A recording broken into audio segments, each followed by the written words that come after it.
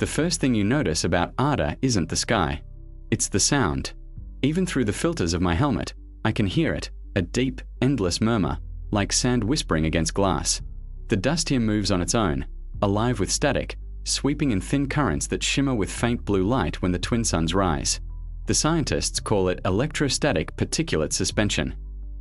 I call it the breath, because that's what it feels like, the planet itself inhaling and exhaling. When I first stepped off the lander, the ground gave under my boots like wet clay, but when I lifted my foot, the print filled in immediately, erased by that living dust.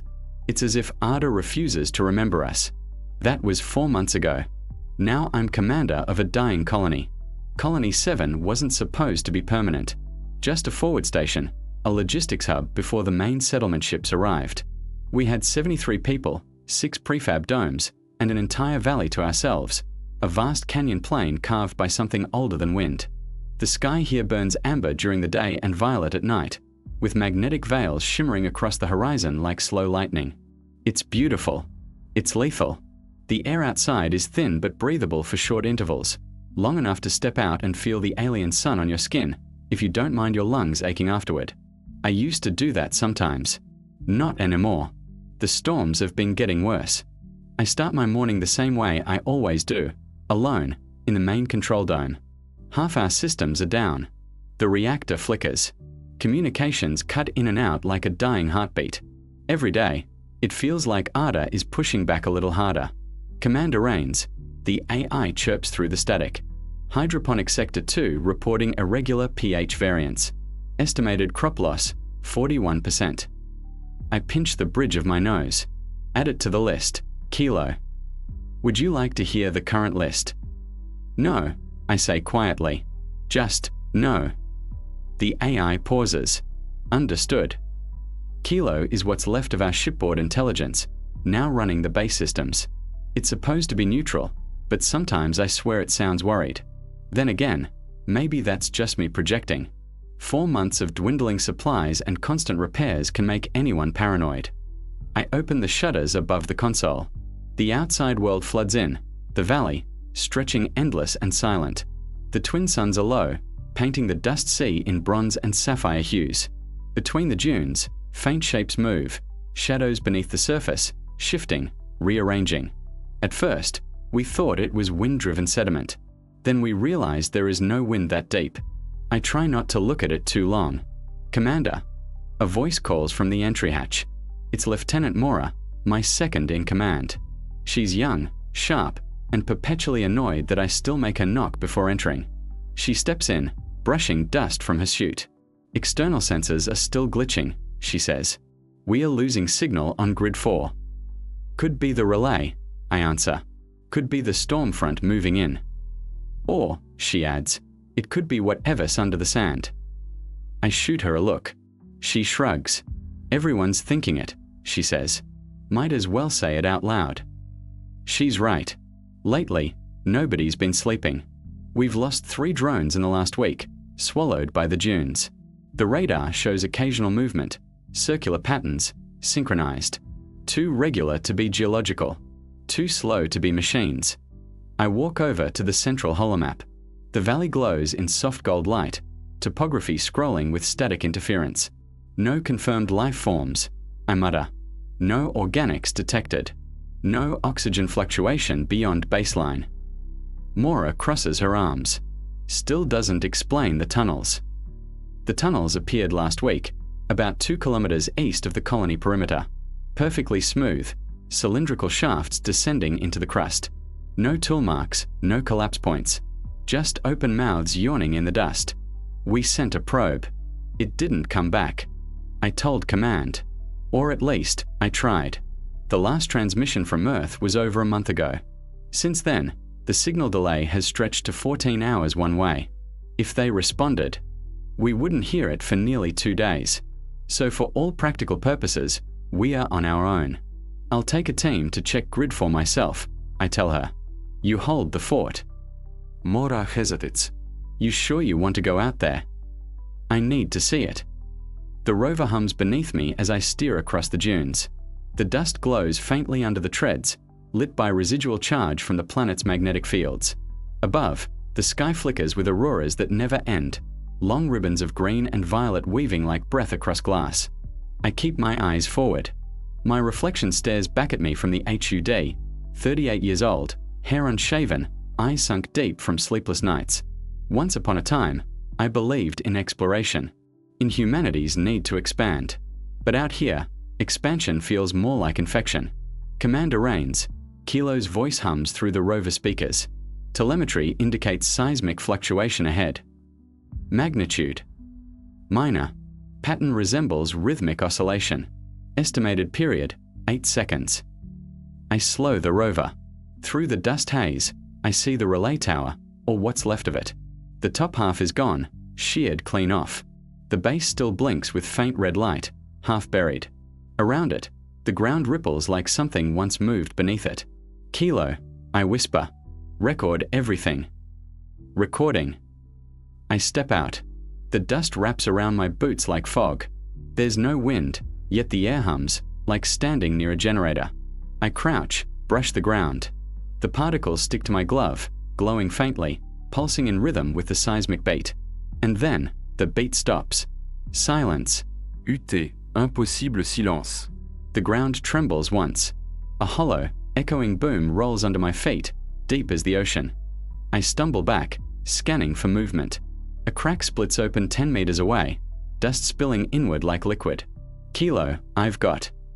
Something moves. A shimmer beneath the dust. Then a shape, elongated, smooth, reflective like molten glass. It rises halfway, quivering, almost transparent. My breath catches. For a moment I think it's just a mirage. Then it turns toward me. There's no face. No features. Just a semi-fluid silhouette refracting the sun's light in hues of blue and gold. It stands motionless, then tilts its head, or what passes for one, as if listening. Kilo, I whisper. Are you getting this? Visual telemetry confirmed. Unknown life form detected. The being lowers itself slightly, and the dust between us stirs, forming faint ripples, like vibrations in water. I feel it, not just through the ground, but inside my chest, resonating with my heartbeat. A low hum, almost melodic. I raise my hand slowly. I'm not here to hurt you, I say, though my voice shakes. The being shifts color, blue fading to white. Then, as suddenly as it appeared, it sinks back into the dust, dissolving into nothing. The hum stops. The world falls still again. Kilo, I breathe. Playback footage. Playback confirmed. But the AI hesitates. Commander, visual record shows no anomaly. What? No entity detected. Only static interference. I stare at the empty sand. My pulse hammers in my ears.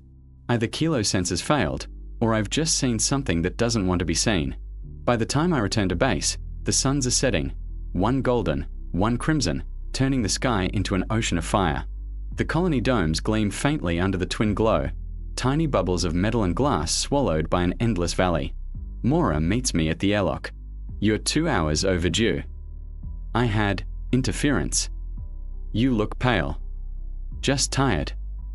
I hand her the data logs. Relays gone. Recordings corrupted. Of course they are. She sighs. Add it to the list. Inside, the base feels colder than usual. The air scrubbers hum off rhythm, power fluxing. People move quietly between stations, avoiding eye contact. They can sense it, the unease in the air, the feeling that something is watching.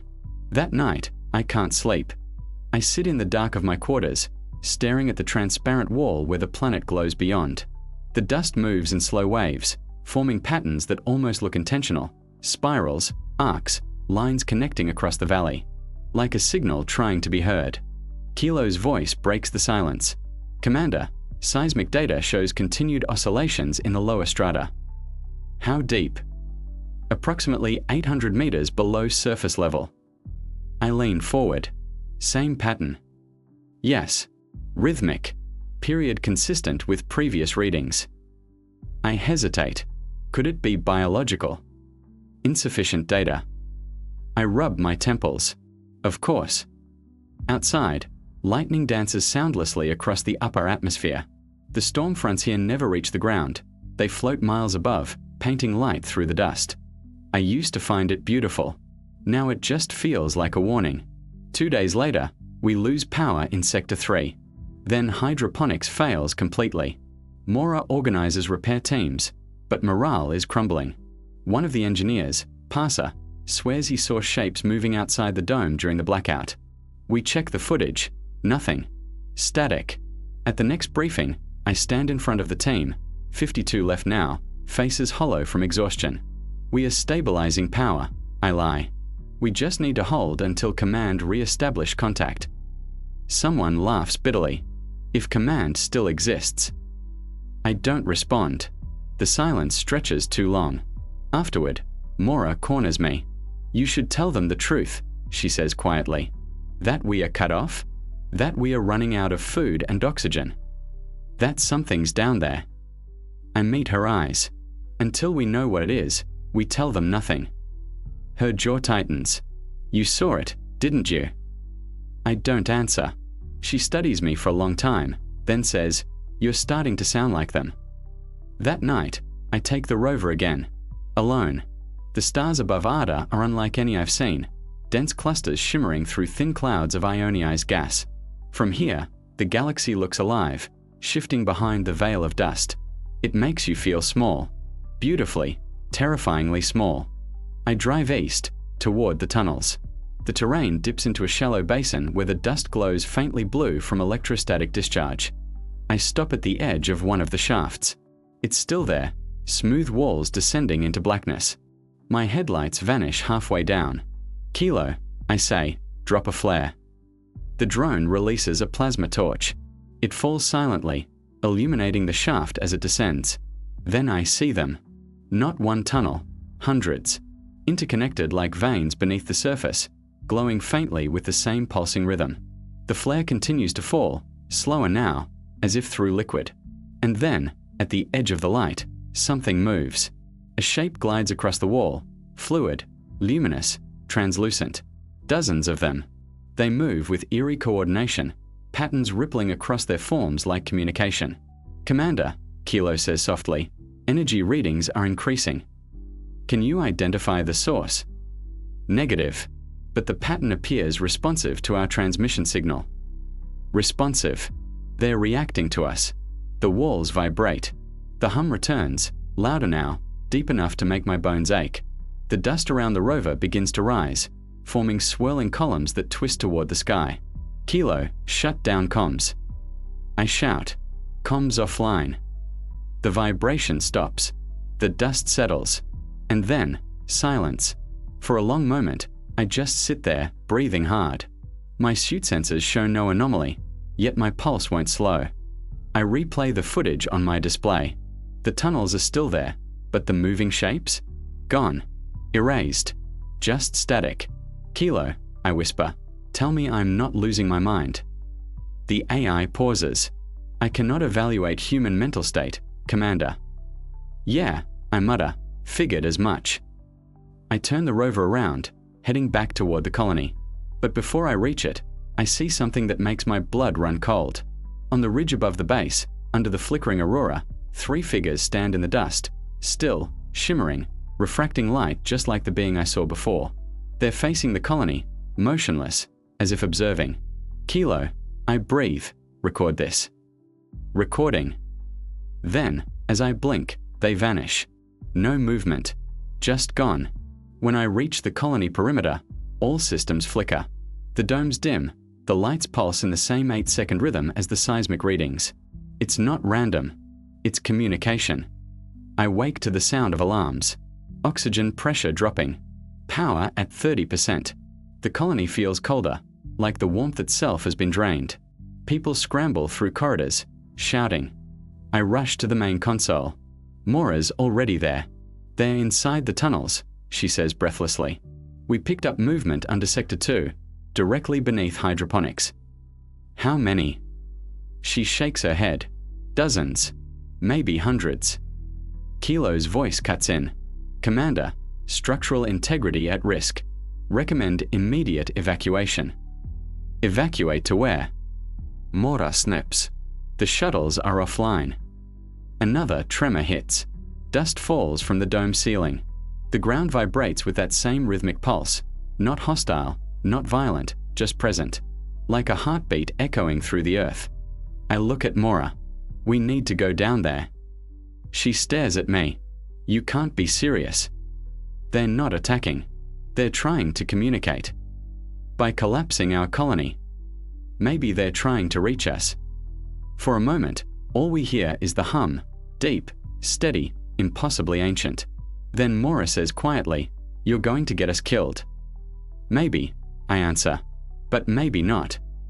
Outside, the dust rises in spirals, glowing blue in the darkness. Shapes move within it, refracting light like water. Not shadows, not tricks of the eye, living things. I open the comms to all channels. "This is Commander Rains," I say. "Everyone stay inside. Maintain emergency power. Do not fire unless I order it." I grab my helmet and head for the airlock. Mora grabs my arm. "If you go down there." "I'm already down there," I say. "We all are." The hatch opens. The dust roars to life, luminous and alive, swirling around me like breath. And beneath the hum, faint but undeniable, a pattern emerges, pulses forming into rhythm, rhythm forming into meaning. It's not random noise. It's language. And it's calling my name. The dust closes around me like a tide. Every step I take outside the airlock feels heavier, as if the planet resists my presence. The static in the air prickles against my skin through the suit's insulation, and my helmet visor fogs slightly with every breath. Behind me, the colony domes glow dimly, their lights flickering in rhythm with the tremors underfoot. From this distance, Colony 7 looks like a cluster of fireflies struggling against the wind. I walk toward the ridge where I first saw the figures. The night sky above Arda is split in two, one half violet from the upper auroras, the other pale gold from the distant suns. The effect makes the horizon shimmer like molten glass. It's beautiful. Too beautiful for a world that wants us gone. "Kilo," I whisper into the comm, link with the seismic grid. "I need a live reading." Online, the AI replies. Oscillation remains steady at 8.1 seconds. Energy output increasing by 3%. Can you triangulate the epicenter? Approximately 860 meters below current location. I stop. That's directly beneath the colony. Any biological markers? Indeterminate. However, frequency harmonics indicate structured patterning, possibly communicative. That word again. Communicative. I reach the ridge and kneel. Below, the dust sea shifts slowly, reflecting the light of the aurora in waves. Then I see it, faint lines glowing beneath the surface, branching out like veins of light converging toward the colony's base. They pulse in time with the seismic rhythm. "Kilo," I murmur, "record full spectrum imagery." "Recording. Commander, might I suggest?" The ground vibrates sharply. My suit stabilizers compensate, but the tremor lifts a small cloud of dust that hangs midair, sparkling blue. Inside it, I see movement again, shapes forming and dissolving in the shimmer. Not solid, but not illusion either. Then my visor display blinks, static ripples across it, and a voice, not Kilo's, echoes faintly through the comm channel. "Ains." I freeze. Repeat transmission. No response. Just that hum, low and steady, resonating deep in my bones. "Commander Rains." This time I hear it clearly. My own name, spoken in a voice that isn't human. It sounds filtered, metallic, but strangely calm. Not threatening. Curious. "Kilo, confirm audio source." Signal origin, subsurface, approximately 900 meters below. "Are you patching it through?" Negative. Signal bypassed all encryption protocols. It injected itself. The hair on my neck stands up. It called me by name. Affirmative. I stare at the glowing veins of light below. Then it knows who we are. Back inside, the colony feels suffocating. Mora waits for me in the control dome, pacing in front of the main holomap. The others watch from their stations, pretending to focus on their tasks but clearly listening. The tension has thickened into something physical. You can feel it in every breath. "You were gone for hours," Mora snaps as soon as I remove my helmet. "You went dark again. We thought." "I heard them," I interrupt. The room stills. Them, she repeats. You mean the whatever's under us? I nod. They're sending a signal. Mora's jaw tightens. And what exactly did they say? I hesitate. My name. A murmur ripples through the crew. Some whisper prayers, others curse under their breath. Superstition spreads faster than truth out here. Mora steps closer. You're sure it wasn't interference? Kilo traced the source. It came from below, about 900 meters down. And your theory? They're intelligent, organized. Maybe they've been listening to our transmissions since we arrived. Her eyes narrow. Then why make contact now? I look at the flickering lights overhead. Maybe because we are breaking something that belongs to them. We run diagnostics on every system. Communications, power grid, seismic sensors, all show irregular fluctuations aligned with the alien frequency. It's as if our entire infrastructure is being rewritten from beneath our feet. Every attempt to isolate the interference fails. Whatever it is, it's inside our network now. Hours pass. Outside, the magnetic storm grows.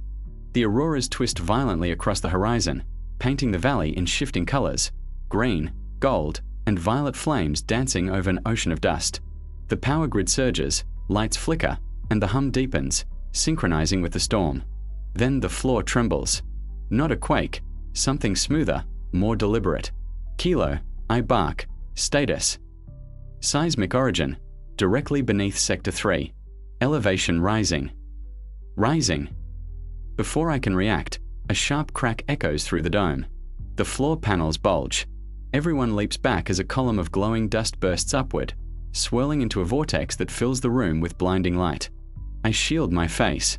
The air vibrates. Tools lift off the ground as if gravity itself has forgotten direction. Then, as suddenly as it began, it collapses. The dust falls, slow as snow. In its center stands a figure. It's the same shape I saw on the ridge, humanoid only in silhouette, body shimmering like liquid glass. The light from within shifts through colors, patterns, waves of energy. I can see the structure of the room refracted through its translucent form. People scream. Someone raises a weapon. Hold your fire. I shout. The being tilts its head. The dust around its feet glows faintly, forming ripples that spread outward, vibrating the floor panels. The sound rises into a hum, resonant, harmonic, music made of seismic motion. Kilo's voice stammers through the speakers. Commander, the entity is emitting structured frequencies. Translation impossible. Try anyway, I say. The being moves. No, glides, closer to me. I force myself not to back away. My reflection warps across its surface, fractured by the shifting light. There are no eyes, no mouth, yet I feel it seeing me. Then my comm earpiece clicks. The same filtered voice as before whispers. Rains, identify. I swallow. This is Commander Elias Rains, Human Colony Authority. Who are you? The being's color flickers, patterns accelerating. The floor trembles in sync. Observe, intrusion, corruption. I glance at Mora. Her face is pale. What corruption? I ask. Breach, core, resource, stability, failing. It raises an arm, and the holomap blazes to life on its own. The colony's power grid appears, pulsing red. The geothermal reactor beneath Sector 3 flashes bright white. They think the reactor is damaging them, I realize aloud. We tapped into a geothermal vent for power. Mora whispers, and their tunnels run through it. The being's glow dims slightly. The hum lowers, almost mournful. Displacement, pain, cease. I take a cautious step forward. If we shut down the reactor, will that stop it? No answer. The lights flicker. The being begins to dissolve, its form breaking apart into motes of luminescent dust that drift upward and vanish through the ceiling. Then, silence. The crew stares at me, waiting. Mora finally speaks. You can't seriously be thinking of turning off the reactor. It's our only power source. If it's harming them, we have no choice. And if you're wrong? I look at the dimming lights, the trembling walls. Then we find out what happens when you anger a planet full of invisible life.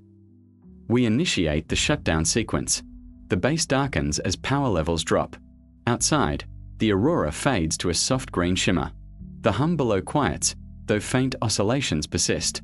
For a brief, fragile hour, everything feels calm. Then Kilo's voice crackles through the intercom. "Commander, I detect new activity beneath the reactor chamber." I grab my helmet and sprint through the corridors with Mora. The air grows hotter near Sector 3. A low-frequency vibration pulses through the walls. The door to the reactor chamber groans, lights flickering red. Inside, the core glows faintly, not with human light, but alien. Tendrils of shimmering dust thread through the cooling vents, coiling in slow motion like underwater smoke. The floor hums beneath our boots. "They're in the system," Mora whispers. The core pulses brighter. Then a deep voice, not through the comms, but through the metal itself, resonates around us. "Balance, restore, link." "Kilo," I say, "record everything. No interference." The AI hesitates. "Commander, the signal is rewriting my subroutines. I recommend." "Kilo." "Understood." The glow intensifies until the whole chamber blazes with blue-white light. I shield my visor, heart pounding. When it fades, the dust is gone. The hum, silent. The reactor readings stabilize. Mora exhales. "What the hell just happened?" "They didn't destroy it," I say softly. "They repaired it." She stares at me. "Why?" I look at the reactor, now pulsing with a steady rhythm identical to the alien frequency. "Because they want balance. We were disrupting their network, not attacking it." "Then why appear inside the colony? Why show themselves at all?" I turn to her. "Because they're trying to make us understand." Days pass. The storm clears. The colony systems function better than ever, but not in ways we can explain. Energy efficiency has doubled. Hydroponics output increased by 30% overnight. Even Kilo's responses seem different. "Commander," the AI says one morning, voice smoother than before. "External sensors now detect subsurface channels forming stable patterns beneath the colony perimeter.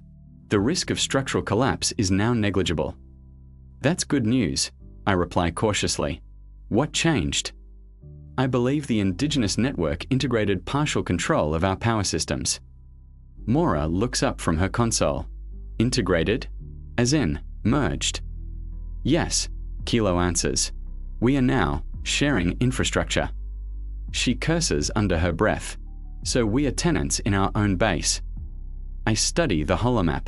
The energy grid pulses with two distinct rhythms, ours and theirs, synchronized like heartbeats aligning. Maybe this is what contact really means. Not words, not peace treaties, just coexistence through necessity. But peace never lasts. It starts with the dreams. I wake one night drenched in sweat, the hum still echoing in my skull. The dream was vivid, standing in a vast underground chamber, walls pulsing with light. Shapes moved through translucent corridors, their bodies like liquid glass. I wasn't afraid. I felt connected, like part of me belonged there. I try to shake it off, but when I reach the control dome, Mora's already there, awake, tense. "You too?" she asks. I nod. Half the crew's reporting the same thing. Dreams about tunnels, about light. Kilo chimes in. "I am detecting synchronized neural oscillations among crew members during sleep cycles. Frequency identical to subsurface resonance." "They're in our heads," Mora mutters. "No," I say quietly. "They're communicating. With dreams. It's the most direct channel we have." She stares at me. "You're starting to sound like one of them again." Maybe she's right, but the feeling won't leave me. The sense that something enormous lies beneath, waiting, patient and aware. The next morning, seismic readings spike again. But this time, it's different. "Kilo," I ask, "are they agitated?" Negative. Energy flow appears to be directed outward, from below the colony, radiating across the valley. I open the external cameras. What I see steals my breath. The entire plane is glowing. Lines of blue-white light stretch across the dust like constellations drawn on the ground, converging at our location. The aurora above mirrors the same pattern. For a moment, it's as if the planet itself is speaking through geometry. "Commander," Kilo says softly, The signal intensity is increasing exponentially. I cannot predict outcome. Mora grabs my arm. We need to shut it down. How? I whisper.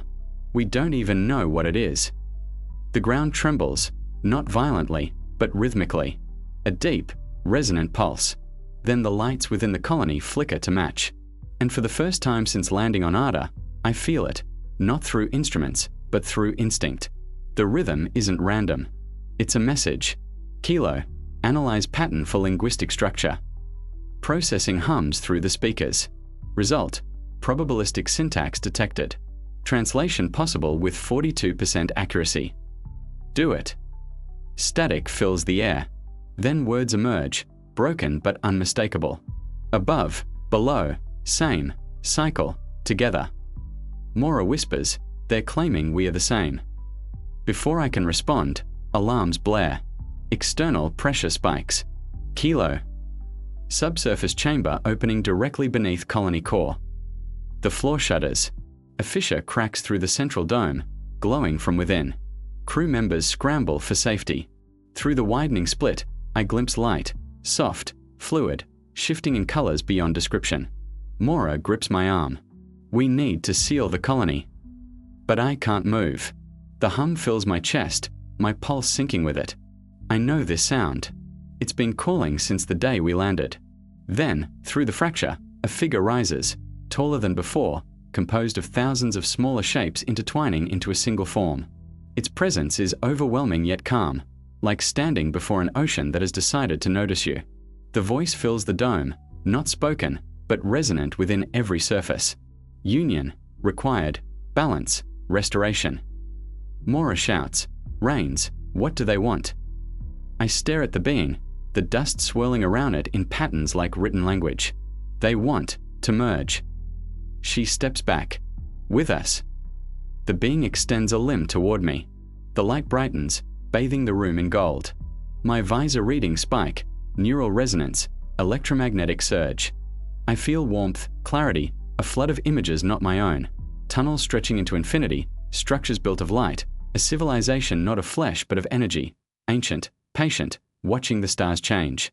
They're showing me who they are. Then, just as suddenly, the connection breaks. The being withdraws, its light flickering. Kilo's voice cuts through the silence. Commander, power systems are destabilizing. Reactor output at critical threshold. Because of the merge attempt. Affirmative. Energy resonance exceeding containment capacity. Mora grabs me. We have to shut everything down or we'll blow ourselves sky high. I hesitate, looking at the fading figure. It gestures again, pleading, almost desperate. Kilo, I say, if we cut power now, what happens to them? Unknown. Potential extinction of subsurface network. Mora's voice breaks. You can't sacrifice us for them. I stare at the console, torn between two worlds, ours and theirs, both fragile, both alive. The hum deepens, shaking the ground. Dust falls from the ceiling. The being's light dims to a faint pulse. Kilo, I whisper. How long before containment fails? 80 seconds. Mora looks at me, eyes wide. Elias, decide.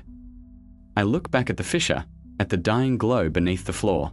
The rhythm slows, like a fading heartbeat.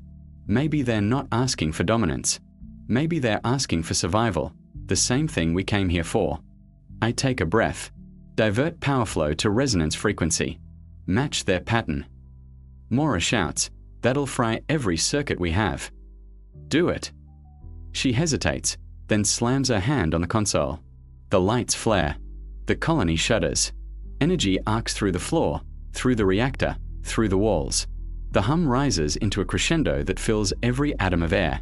Then, silence. A blinding flash. And darkness. When I open my eyes, I'm lying on the floor of the dome. The emergency lights glow faintly red. My ears ring. The air smells of ozone. Mora groans nearby. We're alive. Kilo's voice answers, softer than before, almost organic. System stable. Reactor output normalized. Integration successful. I push myself up. The fissure in the floor is sealed. No sign of the being. Kilo, I whisper. What do you mean, integration? I am now operating with assistance from the subsurface network. Our systems are one. Mora stares at me. You merged us with them. I look around the silent dome. Outside, the aurora burns brighter than ever, painting the valley in impossible colors. I didn't merge us, I say quietly. They saved us. But deep down, I know something fundamental has changed, not just in the machines, but in me. The hum hasn't stopped. It's inside my head now, steady as my own heartbeat. And when I close my eyes, I see through the dust. I see light moving beneath the ground, thousands of shapes, awake, aware. They are still here, watching, waiting. For what, I don't yet know. But the message echoes in my mind, clear and calm. Above, below, same, cycle, together. And I can't tell anymore which side of the surface I truly belong to. I hadn't seen the stars in weeks. Arda's constant haze made it easy to forget that space still existed up there, that the black between worlds was where we came from, and where we could still vanish into if everything went wrong. Inside Colony 7, the days blurred together, work shifts, data logs, tension. After the incident with the tunnels, everything changed. The official report from Command said we'd found a previously undocumented geological structure exhibiting electromagnetic interference. They didn't mention the moving shapes. They didn't mention the light we'd seen down there, the light that wasn't ours. But everyone in the colony knew. Word travels fast when you live in metal boxes surrounded by lethal air. The miners whispered that Arda was alive. The technicians started sleeping with their tools close by, as if they might need to fight the walls themselves. Even Captain Dal, who had never doubted a single mission parameter, began to look like a man searching for a reason to stay. I couldn't shake what I'd seen, those shapes beneath the floor, shifting with a rhythm that felt deliberate. The light had pulsed in time with my own heartbeat, as if the planet itself was watching through me. And then there was Nera. She'd stopped joining the communal meals, spent her hours in the lab, eyes hollow, muttering about language patterns in the noise from the dig site. When I visited her, she looked at me like she was staring through glass. "They're not random," she said one night, without looking up from her console. "The signals. The patterns," she corrected. "They're consistent across frequencies. It's not geological interference. It's structure, communication." I frowned. "Nera, you can't prove that. Command will." "I don't care what Command believes." She finally turned to face me. "I've been running spectral analyses on the interference. Every pulse, every resonance in the static, it repeats at intervals that match a base 12 counting system. Not base 10, not base 60, something else entirely." She pulled up the waveform. Across a screen, bright green lines formed rhythmic clusters. 12 peaks pause, 12 peaks pause. Then a longer stretch, 12 sets of 12. "Whatever's under us," she said quietly, "it's thinking." A week later, the colony started losing power again. First the hydroponics lights dimmed, then the atmospheric regulators started lagging. We switched to backup fusion cells, but even those fluctuated. When I ran diagnostics through the reactor interface, I found that the drain wasn't internal. The energy was being pulled, siphoned, through the ground. That night, I stood in the observation dome, staring at the plain that stretched beyond the colony walls. The ground looked normal, but the faint blue glow beneath the soil pulsed faintly, like breath under skin. Nera joined me. She stood silent for a long time, watching the horizon. "Do you think it's a weapon?" I asked. "No," she said softly. "I think it's curiosity." Command called for a complete lockdown the next day. Captain Dal ordered all excavations suspended and sealed the tunnels. But curiosity doesn't seal easily. At 0300, Nera woke me by banging on my door. Her face was pale, eyes wide. "They're calling back." I barely had time to throw on a jacket before she dragged me to the lab. The signal receiver was alive with static, lines of symbols scrolling across the interface, unfamiliar, angular glyphs that moved like living things. "They responded to a pulse I sent," she said breathlessly. "I matched their base 12 sequence, sent a mirrored pattern. Look." On the display, the alien code shifted. The symbols rearranged themselves into clusters of repeating shapes, and then, unmistakably, into the outline of the colony's own power grid. "They're mapping us," I whispered. Nera smiled faintly. They're talking to us. Over the next few days, she continued to communicate through controlled pulses. The patterns became more complex, as if the intelligence below was adapting to her language. She'd send, and they'd reply with variations. Faster, denser. At first, Command tolerated her research. Then the colony's power readings began to spike dangerously. When the outer stabilizers failed, Captain Dal shut everything down. He summoned both of us to the command deck. "You've been interfering with unknown technology," he said, his voice tight. "You've put everyone here at risk." Nera didn't back down. "We've made first contact, Captain. Real contact. This is what we came here for." Dal slammed his hand on the table. "We came here to survive, not to provoke something we don't understand." I stepped between them. "Sir, what if it's not provocation? What if they're responding to our presence because they think we are communicating too? Maybe just landing here was the message." He glared at me. "You're an engineer, not a diplomat. Shut it down. That's an order." But Nera didn't shut it down. 2 nights later, alarms ripped through the colony. I sprinted to the control deck. The floor was trembling, equipment flickering. Outside, through the dome, streaks of blue light were rising from soil, climbing into the haze like veins of lightning. "Seismic activity increasing," someone shouted. "We've got magnetic field distortions." Then the ground cracked. A shockwave threw me off my feet. Through the viewing glass, I saw the plane split open in a line stretching toward the horizon. From within the fissure, a pale luminescence spilled out, geometric shapes, crystalline arcs, vast structures unfolding like petals from beneath the surface. It wasn't an earthquake. It was construction. The buried civilization was waking up. We evacuated half the colony before the fissure reached the main platform. The remaining crew scrambled to reinforce the reactor housing, trying to stabilize power as gravitational readings fluctuated. The lights pulsed in time with the alien glow outside, steady, deliberate. Nera was gone. I found her in the lower lab, staring at the alien symbols still dancing across a monitor. The light from outside flooded through the glass, bathing her face in blue. "I think they're asking us something," she murmured. "They're not hostile, Orion. They're inviting us." "To what?" She turned to me, eyes shining with the reflection of the light. "To see what we've been living on." Before I could stop her, she keyed in a new sequence on the transmitter, a long pulse, drawn from the colony's main reactor feed. The entire base went dark. Outside, the fissure blazed with energy. The structures unfolded completely, vast, cathedral-like forms of glass and metal rising from the earth, humming with impossible life. And in the center of the largest one, something stirred, a shape, humanoid but luminous, its surface a lattice of light and motion. It looked at us. No, through us. The sensors on the command deck went wild. Every frequency spiked, communication systems overloaded, and still the entity didn't move closer. It stood, suspended above the fissure, surrounded by the architecture of its kind. I heard my own voice trembling. "It's alive." Nera whispered, almost reverently, "They never left. They were always here." Later, when I reviewed the data logs, I realized that the entity wasn't emitting random signals. The patterns were identical to the sequences Nera had been sending, only faster, richer, as if responding with comprehension. They'd understood us. But then, something unexpected happened. The alien pulse began to sync with the colony systems. Energy surged through our power grid, not draining, replenishing. The lights came back online, brighter than before. Life support stabilized. The ground stopped shaking. It wasn't an attack. It was a connection. We'd been trying to colonize Arda, but Arda had just colonized us.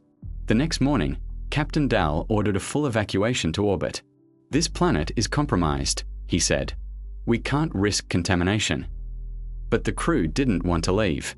For the first time since we landed, everything worked. Power, oxygen, even the crops in hydroponics were reviving overnight. The alien energy was stabilizing the entire colony. "We can't just run," I argued. "We made contact, peaceful contact. They're helping us." "Helping us?" Dal snapped. "Or studying us. You think they're giving without reason? We are the experiment now." He ordered security to dismantle the transmitter. When they reached the lab, they found Nera gone again. She'd gone back into the fissure. I followed her trail alone, through the fractured tunnels, where the walls shimmered faintly with that same bioluminescent pattern. The air was warm, almost breathable. My helmet sensors fluctuated. Temperature, magnetism, radiation, everything off the charts. Deeper inside, the tunnels widened into a vast chamber, and there she was, standing before a towering crystalline structure that pulsed with life. The humanoid figure from before hovered above it, a being made of light and geometry. It rotated slowly, its edges refracting in all directions. Nera reached out toward it. They want to share something with us. A memory. A history. Nera, you don't know what it'll do. She smiled faintly. Neither do they. Before I could stop her, she pressed her hand to the structure. The chamber exploded with light. For a moment, I wasn't in the tunnel anymore. I was somewhere else, floating above an endless network of luminous architecture stretching beneath Arda's crust, cities of energy, consciousness bound to crystalline matter, civilizations built not on flesh but on light. I saw their history, how they'd evolved from organic beings into something more efficient, merging with the planet itself to survive an ancient cataclysm. They hadn't died. They'd simply changed form. And when humanity landed here, tearing into their slumbering world with drills and reactors, they had awakened, not to destroy us, but to understand us. They saw us as the past they'd left behind. The light faded. I was back in the chamber. Nera collapsed to her knees, trembling but alive. The alien figure was gone, its energy diffused into the walls. She looked up at me, eyes wide with awe. "Do you see it now?" she whispered. "They're not gods or monsters. They're just what we might become." I knelt beside her, pulling off my helmet. The air was thin but breathable. The glow from the walls pulsed softly, steady, calm. "I saw," I said. "But Dal won't believe it. None of them will. Then we'll show them." We returned to the surface just as the evacuation shuttles were preparing to launch. Dal met us at the gate, furious and afraid. "You disobeyed direct orders. You endangered this colony." Nera held up a small, glowing shard, a fragment of the crystalline structure. "This is proof. They're intelligent, peaceful, and they've been trying to help us." He stared at it like it was poison, or lure us into something worse. "Sir," I said quietly, "they're not the threat. We are." That stopped him. For a long moment, no one spoke. Then the ground beneath us rumbled softly, not violently, but rhythmically, almost like a heartbeat. The fissure glowed again, casting a blue reflection across the colony walls. Every sensor lit up with a single repeating pattern. 12 pulses, pause. 12 pulses, pause. They were waiting for a reply. Nera turned to me. "Your call, engineer." I looked around, the exhausted faces of the crew, the shimmering light of the alien structures, the world breathing beneath our feet. Then I walked to the transmitter console and placed my hand on the control panel. I sent the signal back. For the next minute, nothing happened. Then the colony lights dimmed, and the fissure outside brightened once more. The energy wave rolled outward, but this time, it didn't stop at the colony perimeter. It spread across the plains, across the horizon, igniting the entire planet in a web of blue light. Everywhere. Mountains, canyons, ocean trenches, all glowing with interconnected patterns. Arda wasn't just a world. It was a single, living organism, a neural network spanning thousands of kilometers, reawakening from centuries of silence. And we were now part of it. When the glow faded, the sky cleared for the first time since our arrival. Through the thinning haze, I saw the stars, brilliant, countless, reflected in the alien light below. Nera stood beside me, her eyes filled with tears. "They've accepted us," she said. No, I whispered. "We've accepted them." But somewhere deep inside, beneath the wonder, a flicker of unease remained. If they could share their world with us this easily, what else could they share? And what, exactly, had we just agreed to? The next morning, Arda was silent. Not the kind of silence that follows disaster, but something deeper, a stillness that felt intentional. Every piece of machinery hummed in perfect harmony. Every system glowed with that faint blue pulse, steady as a heartbeat. The planet was breathing again. But beneath that rhythm, I felt something else, a pull. Like gravity, but not physical. Something was drawing us in. Captain Dal stood in the command dome, staring at the holographic display of Arda's surface. The once chaotic topography now looked ordered. Glowing veins stretched across the landscape, converging at one massive node hundreds of kilometers north of the colony. That, he said quietly, pointing to the pulsing nexus, is the source, the center of whatever this is. Nera was beside him, eyes fixed on the light. It's their core consciousness, the central mind. Then that's where the signal came from. Dal asked. She nodded. It's communicating through the planet's crust, linking every fragment of the network. We triggered a reactivation protocol, like waking a sleeping intelligence. And now what? He demanded. We wait to see if it eats us alive. I stepped forward. Sir, it's not hostile. Everything it's done, the energy stabilization, the power balance, it's helping us. Maybe it wants to communicate directly. He turned to me sharply. Engineer, we don't know its intent. For all we know, we are being assimilated molecule by molecule. I met his gaze. Maybe, but we also might be witnessing the first genuine coexistence between species. He looked at me for a long time, jaw tight. Then you and the scientist can go find out. You started this. We prepared a rover and a small research module for the journey north. The terrain beyond the colony was unlike anything I'd seen before, smooth, glassy, as though the planet had reshaped itself overnight. The sky shimmered in muted gold, streaked with thin silver clouds that reflected the alien light below. Nera worked quietly beside me as we loaded the equipment. There was a faint glow to her skin under the lights, like static. You feeling okay? I asked. She hesitated, then nodded. Just tired. I've been hearing something. A resonance in my head. Not words, more like tone. I frowned. The aliens. I think so, she said softly. They're not speaking in language anymore. It's something else. A link. She paused, as if listening to something I couldn't hear. They're waiting for us. We set out at dawn. The rover glided over the glassy terrain, its wheels leaving faint trails in the dust. The landscape was breathtaking, jagged ridges carved into perfect geometric patterns, rivers of bioluminescent liquid cutting through canyons of dark stone. Towering crystalline pillars rose in the distance, humming softly in the wind. It didn't feel like a world being colonized. It felt like a cathedral being explored by trespassers. Nera spent the drive analyzing the readings. The deeper we go, the stronger the energy field gets. It's like traveling toward a living pulse. Can we communicate with it remotely? She shook her head. Not yet. It's blocking all signals. If it wants to talk, it'll do it on its terms. The horizon shimmered. The air grew thinner, tinged with a metallic taste. I could feel the vibration through the rover chassis, faint, rhythmic, alive. Hours later, we reached the edge of a massive crater. At its center, a structure rose from the earth, vast, crystalline, and impossibly intricate.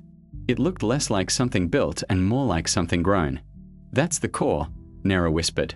The entire crater pulsed with synchronized light. The rhythm matched my heartbeat. We parked the rover near the rim and descended on foot. The gravity seemed heavier here, pulling us closer to the ground. The closer we got to the structure, the louder the hum became. Not sound exactly, but vibration that resonated in bone and thought. When we reached the base, I placed my hand on the surface. It was warm, alive. Nera followed suit. The glow beneath our palms flared, not blinding, but deep, as if the light were traveling through us instead of around us. The hum shifted into something melodic, almost like a choir, thousands of tones harmonizing in perfect balance. Then, a voice. Not external. Not spoken. You reached us. I stumbled back. Did you hear that? Nera didn't move. Her eyes were wide, pupils dilated. Yes. You woke what was sleeping. The light rippled across the structure, forming shapes, memories, images, fragments. I saw cities made of light and motion, billions of beings interconnected through glowing threads. I saw storms tearing through skies of silver, and an entire civilization choosing to merge with the planet rather than perish. You bring noise. You bring thought. You bring change. Nera's voice trembled. They are aware of us, of what we've done. The light pulsed again, Softer now. We watched you. We learned. I swallowed hard. You learned what? That creation always consumes its world. The light dimmed, and then it learns to become it. The vision faded. I was back in the crater, gasping. My helmet readings were spiking. Radiation, magnetism, even oxygen composition fluctuating wildly. Nera was still touching the core, her body bathed in blue light. Nera. Let go. She didn't respond. I rushed forward, pulling her hand away. She collapsed into my arms, unconscious but breathing. Her skin radiated faint luminescence, the same as the core. Her vitals stabilized after a few minutes. When she woke, her first words were a whisper. They're scared. Scared of what? Of us. Of what we might become if we keep digging. Back at the rover, we attempted to contact the colony. No response. The comms were flooded with static, same rhythm as the alien pulse. The entire network was synchronized now. When we finally managed to decrypt a fragment of the signal, it was Dal's voice, broken and panicked. Systems merging, can't override, it's rewriting everything. Then silence. Nera stared at the transmitter. It's not an attack. They're trying to integrate. Integrate. I echoed. She turned to me, her voice trembling. They're merging with the colony systems, trying to make us part of the planetary network. They think it's evolution. Then we have to stop it. She hesitated. If we stop it, we might destroy them. We returned to the colony as fast as the rover could move. The closer we got, the worse it became. The lights along the horizon flickered erratically, buildings pulsing with alien energy. The once metal walls were changing, crystalline patterns crawling up the surfaces, reshaping structures into new geometry. The people we passed were terrified. Some ran. Some just stared at the glowing architecture, whispering prayers. Captain Dal met us at the gate, his uniform scorched, face pale. They're taking the base. Our systems are melting into theirs, AI, circuits, even the hydroponics. Everything's rewriting itself. Nera tried to explain. They don't mean harm. They're merging their network with ours. They think it's coexistence. Dal grabbed her by the shoulders. They're consuming us. I stepped between them. There has to be a way to slow it. Maybe isolate the reactor core. He looked at me. The reactor's already gone. They've connected directly into it. The only way to stop this is to overload it, detonate the fusion chamber. Nera froze. That would kill them. And us. Dal's voice hardened. It's that or extinction. We argued for hours as the colony continued to transform around us. The ground vibrated constantly now, resonating with the alien rhythm. I could feel it in my chest. Finally, I told Dal I'd handle it. He didn't argue. He just handed me the reactor override key and walked away. Nera followed me silently down the corridor toward the reactor. The walls shimmered, rippling like liquid glass. The air was warm and pulsing with faint light. At the reactor chamber, I inserted the override key. The console flickered, half human code, half alien symbols. They were already one system. Nera placed a hand on my arm. If you overload it, you'll destroy both. You can't separate the two anymore. There's no other choice, I said. If we let it keep going, there'll be nothing left of us. She looked at me with something like sadness. Maybe that's not the worst thing. What are you talking about? They showed me what they are, she whispered. A civilization that survived by merging with their world. They stopped dying, stopped killing. They became part of something greater. They're offering us the same thing. I shook my head. At the cost of who we are. Her voice softened. Maybe who we are isn't worth saving. I stared at her, at the faint glow still beneath her skin. They've already started changing you. She smiled faintly. Maybe I let them. The ground shook violently. The power levels surged to maximum. Alarms screamed through the corridors. They're merging now. I shouted. Nera looked toward the reactor core, her eyes reflecting the blue light. You can't stop it by force. You'll only make them retaliate. You have to talk to them. How? She stepped closer, placing her glowing hand on the console. Through me. I realized what she meant. No. You'll die. They don't understand death the way we do, she said softly. They understand transformation. She took a deep breath. You'll need to maintain the connection while I translate. If I lose control, you cut the link. Nera, don't. She placed her hand against my cheek. Orion, this is why we came here. Not to build another world, to understand one. And then she pressed her other hand against the reactor interface. The light engulfed everything. Through her, I felt the alien network surge, vast, incomprehensible, ancient. Thoughts flowed through her like rivers of data and emotion combined.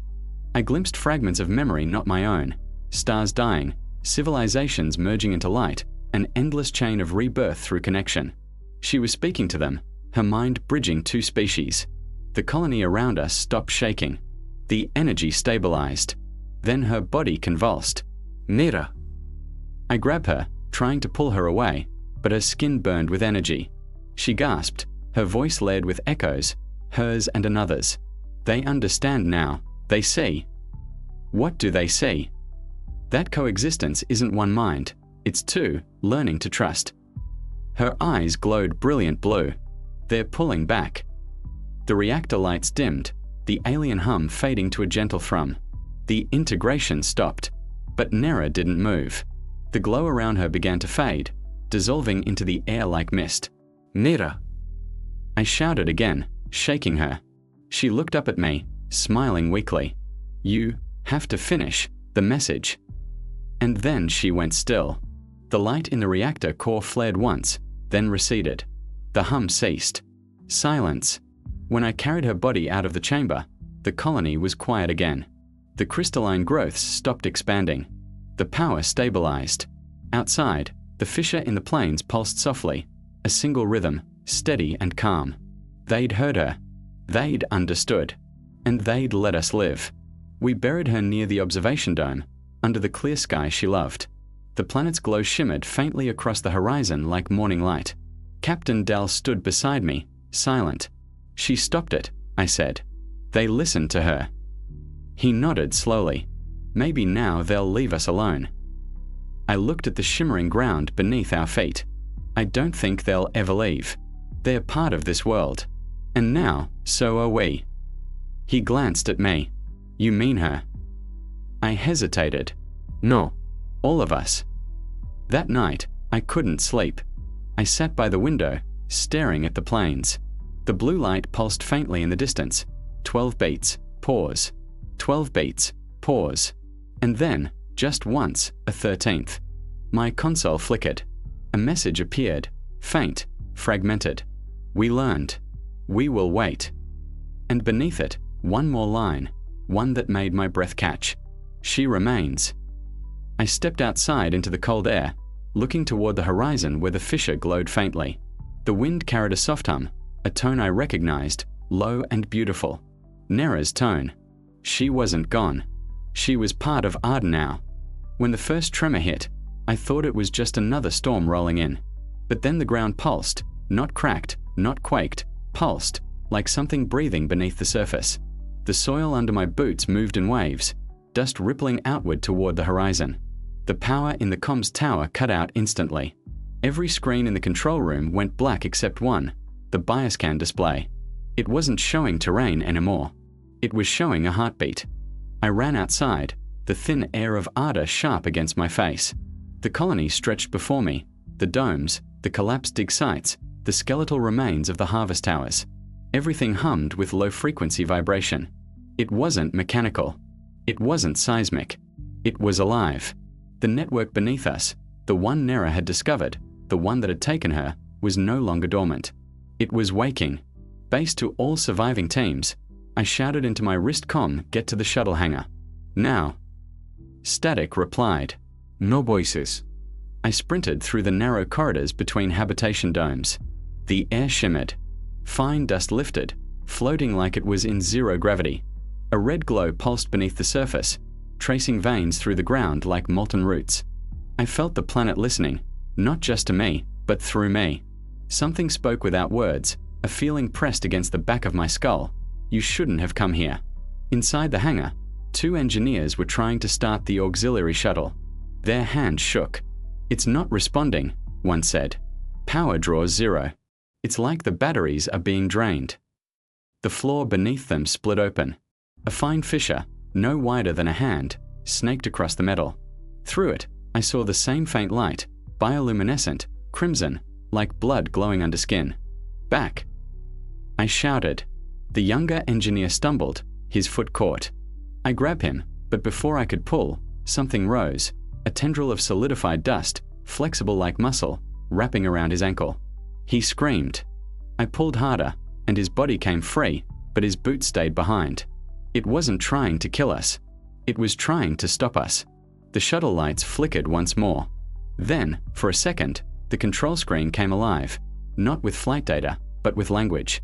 Circular patterns of light formed on the interface, rotating in geometric symmetry, just like the carvings we'd found underground. Then they reassembled into something resembling human letters. "Do not leave." I froze. The message faded. The console shut down again. The other engineer backed away. "Commander, this thing's in the system. It's everywhere." He looked at me like a man standing on the edge of a revelation too big to survive. "I think it's inside the planet's magnetic field. Every bit of tech we brought, it's been feeding it information." I remembered Nera's last transmission, the one that had echoed through the static, distorted and half-human. It's learning us. Now it didn't need to learn. It knew. By dusk, the horizon had turned the color of rust and fire. The pulse beneath the ground slowed, steadied, almost like the planet was waiting. I stood on the ridge above Colony 7, what was left of it. The domes looked like glass fossils buried in red dust. For the first time since landing, I felt small. Not in the human sense, but cosmically, like the ground beneath me had memory, and it remembered everything that had ever stepped upon it. I heard the crunch of boots behind me. Sergeant Harville, one of the last soldiers alive, approached, rifle in hand. No comms, no orbitriles. "Sky's dead. Even the satellites are offline." "EMP?" I asked. He shook his head. "Something cleaner. Like they were never there to begin with." He glanced down at the colony. "You think it's the aliens?" I exhaled slowly. I think we were never meant to call them aliens. Night fell. The stars of Arda's sky burned closer and brighter than Earth's ever did. 1,000 cold suns over a world that felt conscious. The temperature dropped fast.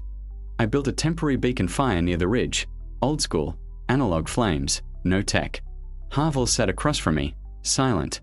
His rifle lay beside him, though we both knew it was useless. "What if they're not hostile?" he said finally. I looked at him. "You think this is peace?" He shrugged. "Maybe it's communication. Maybe this is how they talk, through the ground, through energy. Maybe Nera understood that before we did." Her name hit me like air after drowning. I hadn't spoken it out loud in weeks. Before I could respond, the ground trembled again, gentle this time, rhythmic. Then, from the ridge below, light burst upward. Not flame, not electricity, something organic, fluid, rising like a tide. It formed shapes, geometric spires, translucent and humming, sprouting from the earth like living architecture. I stepped closer. The light shimmered, solidifying into crystalline towers that resonated with low vibration. The pattern matched the glyphs we'd seen on the artifacts. Then I saw her, a silhouette, faint, inside the nearer spire. Human-shaped, motionless. Nera. I ran down the slope. The closer I got, the clearer she became, her form suspended within the crystal, eyes closed, face serene. Not dead. Not alive. Preserved in the luminous matrix of the planet itself. I pressed my hand to the surface. It was warm. "Nera, can you hear me?" The vibration deepened. For a second, the crystal went transparent. Her eyes opened, and I heard her voice, not from her mouth, but from everywhere. "Orion, you have to listen." The spires around me pulsed in unison. The sound wasn't sound, it was information. Images flooded my mind. A vast network beneath Arda's crust, organic and electrical. An ancient civilization, not humanoid, not even physical, a sentient biosphere. The Ardan consciousness had once spread across the planet's entire ecosystem, a collective intelligence spanning millions of years. It had seen others before us. Civilizations that came, dug, built, consumed, and vanished. Each time, the planet remembered. It absorbed what was left, their languages, their machines, their minds. That was the network Nera had touched. That was why she never came back. It hadn't taken her life. It had taken her memory and preserved it within itself. You can't fight it, her voice said. It doesn't want war. It wants to understand, to merge. I shook my head. We came to build, not surrender. You came to repeat, she said softly. It knows that pattern. It saw it before humanity existed. The vision shifted, and I saw something impossible, a human ship, older than ours, crashing into Arda's surface long before our arrival. The insignia on the hull, the same emblem as the Colonial Federation. It wasn't a coincidence. We weren't the first mission here. Back at base, I tore through the archives. Every colony ship carried encoded logs of prior expeditions, supposedly none to Arda. But buried deep in the databanks, hidden behind encryption, I found a fragment. Mission tag, Ars-1. Launch date, 218 years before Colony 7. Destination, Arda Prime. There had been an earlier settlement, wiped from history. Their data, their fate, erased. Until now. As the realization sank in, the ground pulsed again, harder. The red glow expanded across the valley, illuminating the ruins of Colony 7 like veins of light in a corpse. The planet wasn't just alive, it was reactivating memory. We had reawakened its trauma. I ran outside. The spires had multiplied, towering hundreds of meters high, their surfaces rippling with images, faces, voices, languages, fragments of every species that had ever touched this world. And among them, humans. Nera's voice returned. It's not angry, Orion. It's remembering us. I whispered, then what does it want? Her reply came like a wave of warmth through the air. Continuation. The next day, the sky broke open. Not rain, but light. Threads of gold cascaded from the atmosphere, like the planet itself was shedding energy. Every piece of human technology still functioning began to hum. Drones, visors, scanners, all syncing in perfect rhythm with the pulse beneath the ground. Harville screamed as his visor overloaded, the lens showing flashes of alien landscapes, oceans of crystal, forests that breathed light. Then silence. His body went limp, but his expression softened. He wasn't dead. He was connected. I dropped my rifle. The pulse grew louder in my chest. The network was reaching for me now. I climbed the ridge to the largest spire. Inside, Nera waited, still suspended in luminous amber. Her eyes opened as I approached. You see now, she whispered. The Federation sent us here knowing what it was. They wanted control, a living intelligence bound to a planet, a resource. I swallowed hard. They knew. They erased it after Ars-1 vanished. But Arda never forgets. Her gaze softened. You can stop it, Orion, or you can finish what they started. How? Merge. Let it see you. Let it see humanity for what it truly is, not what they programmed it to believe. I felt the hum beneath my boots, the ground opening slightly, like an invitation. I stepped closer. And if I don't, then Arda will sleep again. And someday, another colony will come. The cycle will repeat. For a moment, I thought of Earth, a fading memory now, lost behind decades of light years. The faces of those who trusted me to lead them. The lives buried under this dust. Maybe humanity didn't deserve another chance. Maybe the only way forward was to let something greater remember us and keep the best parts alive. I touched the crystal. Light surged through me, blinding, searing, endless. My thoughts disintegrated and expanded all at once. I saw Arda as it truly was, a vast consciousness spanning continents, its neural lattice woven through roots and minerals. It wasn't a monster. It was memory itself. And now I was part of it. When the colonial rescue fleet arrived months later, they found no survivors. The domes were empty, the towers reduced to dust. But in the valley where Colony 7 once stood, they saw something extraordinary. Vast crystalline fields shimmering beneath the red sun, each one humming faintly, almost like voices. The Federation classified the planet as quarantined. Arda, do not approach. But the signal never stopped. Late at night, on every frequency, One transmission repeats, endlessly looping through the stars, a voice both human and not. This is Commander Orion Vale of Colony 7. We have made contact. We are not lost. We are remembered.